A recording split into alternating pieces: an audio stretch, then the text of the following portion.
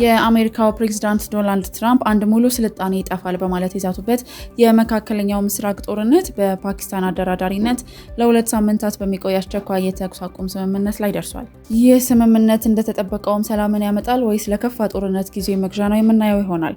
የፓኪስታን ዲፕሎማሲያዊ ድልንስና የኢስላማባድ የፊታችን አርብ የአሜሪካና የኢራንን ልዑካን ለታሪካዊ ድርድር ትቀበላለች። ኢራንም የሆርሙዝ ሰርጥን ለመክፈት የተስማማችበት 10 ነጥብ የሰላም እቅድን አቅርባለች። ስምምነቱ ሊባኖስን አይመለከትም ያሉት የእስራኤል ጠቅላይ ሚኒስትር ቤንያሚን ኔታንያሁም ጥቃታቸውን ቀጥለዋል። ሰላም ጤና ይስጥልን የዜና 08 ተመልካቾቻችን እንደምን ቆያችሁ። በዓለም ታሪክ ታይቶ የማይታወቅ የ24 ሰዓት ቀነ ገደብ ሊጠናቀቅ ደቂቃዎች ሲቀሩት ዓለም ከጥፋት አፋፍ ተመልሳለች። ለቤታችን አዲስ የሆናችሁና ዓለምን በ8 ደቂቃ ውስጥ ለማግኘት የመጣችሁ ሁልጊዜም አዳዲስ መረጃዎች እንዲደርሷችሁ ሰብስክራይብ በማድረግ ቤተሰባችን በመሆን ጀምሩ እንጋብዛለን። የእናንተ ሰብስክራይብ ማድረግ ለኛ ትልቅ ብርታት መሆኑን አምናችሁ ቤተሰብ ለሆናችሁንም ደግሞ ምስጋናችን ከልብ ነው። የእናንተ ድጋፍ ለኛ ትልቁ ብርታታችን ነው። ቪዲዮውን ላይክ በማድረግም መረጃ ለሚገባቸው ሁሉ እንዲደርስ ያግዙን። አሁን በቀጥታ ለዓለም ብስራት ወደ ሆነውና በመካከለኛው ምስራቅ ወደ ስምምነት መንገድ ላይ የተጀመረውን ጉዞ በዝርዝር ትንታኔ ይዘንላችሁ መተናል። አብራችሁን ቆዩ። ፈጣን ዜና፣ ታማኝ መረጃ፣ ዓለምን በ8 ደቂቃ። ወደ ዝርዝሩ እናልፋለን።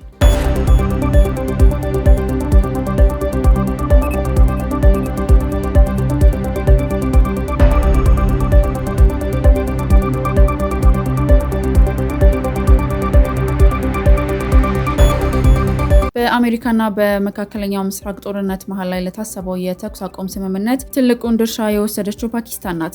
የሀገሪቱ ጠቅላይ ሚኒስትር ሼህባዝ ሸሪፍ እና የጦር ኃይሎች ኤታማዦር ሹም ጀነራል አሲም ሙኒር ላለፉት ጥቂት ቀናት በአሜሪካና በቴህራን መካከል እንደ ድልድይ በመሆን ሲሰሩ ቆይተዋል። ፓኪስታን ከሁለቱም ሀገራት ጋር ያላት ልዩ ግንኙነት ለዚህ ስኬት ምክንያት ሆኗል። ትራምፕ በሰጡት መግለጫ የፓኪስታን መሪዎች ያቀረቡትን ተማጽኖ ተቀብለው ጥቃቱን ለ2 ሳምንታት ለማቆም መስማማታቸውን አረጋግጠዋል። የፊታችን አርብ ኤፕሪል 10 2026 እንደ አውሮፓውያን አቆጣጠር በፓኪስታን መዲና ኢስላማባድ ከፍተኛ የዲፕሎማሲ ስብሰባ ይካሄዳል። ይህ ስብሰባ የኢስላማባድ ንግግሮች ዘኢስላማባድ ቶክስ በመባል ተሰይመዋል። ለ15 ቀናት ሊቆይ እንደሚችልም ይገለጻል። በድርድሩ ላይም የአሜሪካው የውጭ ጉዳይ ሚኒስቴር እና የኢራኑ አቻቸው ፊት ለፊት ይገናኛሉ ተብሎ ይጠበቃል። ፓኪስታን ይህንን ታሪካዊ ድርድር በማስተናገድ በዓለም አቀፍ መድረክ ያላትን ተጽዕኖ በከፍተኛ ሁኔታ አሳድጋለች። ኢራንም በበኩሏ ለድርድር መሰረት እንዲሆን ያቀረበችው የ10 ነጥብ እቅድ ትራምፕን ለተኩስ አቁሙ አሳምኗል።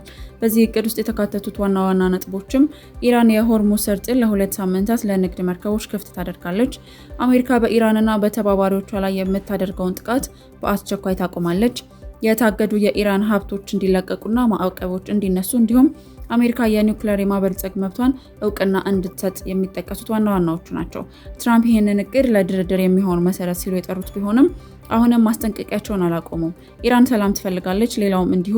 ይህ ለመካከለኛው ምስራቅ ወርቃማ ዘመን ሊሆን ይችላል በማለት በትሩዝ ሶሻል ሚዲያቸውም አሳውቀዋል። የፓኪስታኑ ጠቅላይ ሚኒስትር ተኩስ አቁሞ ሊባኖስንም ይጨምራል ቢሉም የእስራኤል ግን ይህንን ውድቅ ማድረግ የስምምነቱ ትልቅ ክፍተት ተደርጎ ተወስዷል። የእስራኤል ጠቅላይ ሚኒስትር ቤንያሚን ኔታንያሁ በሰጠው መግለጫ እስራኤል የትራምፕን ውሳኔ ብትደግፍም የተኩስ አቁሞ ሊባኖስን አይጨምርም ብለዋል።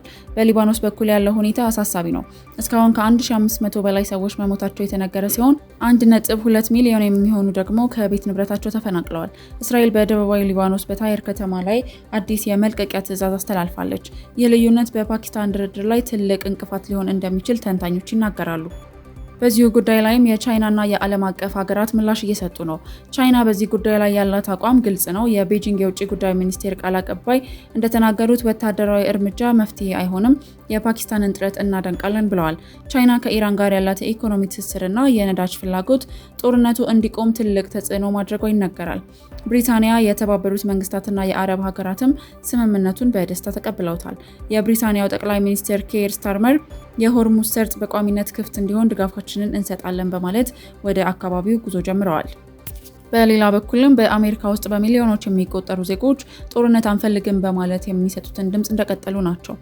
የቅርብ ጊዜ የህዝብ አስተያየቶች ጥናት እንደሚያሳየው ከ70% በላይ አሜሪካውያን ከመካከለኛው ምስራቅ ጋር የሚደረግ ቀጥተኛ ጦርነት ሀገሪቱን ለከፋ ኢኮኖሚ ቀውስ ይዳርጋል የሚል ስጋት አላቸው።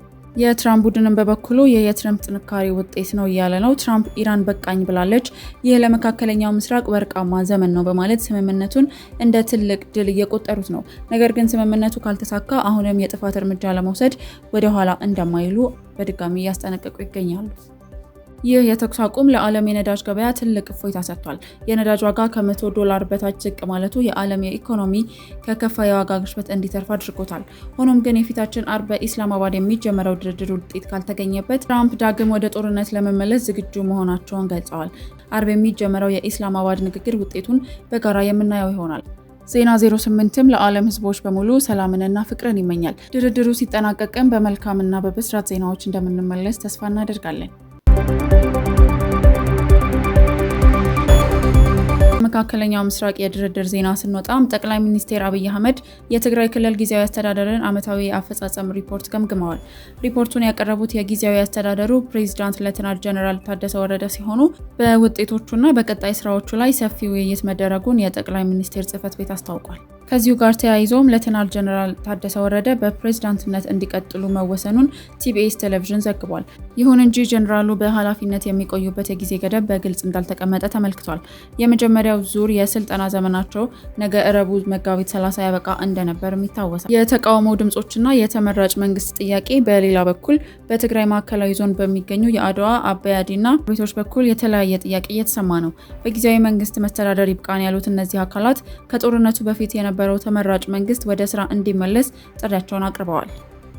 የክልሉ የፖለቲካ ሁኔታም በአዲስ አበባ ውይይትና በምክር ቤቶቹ ጥያቄ መካከል ወሳኝ ምዕራፍ ላይ ይገኛል።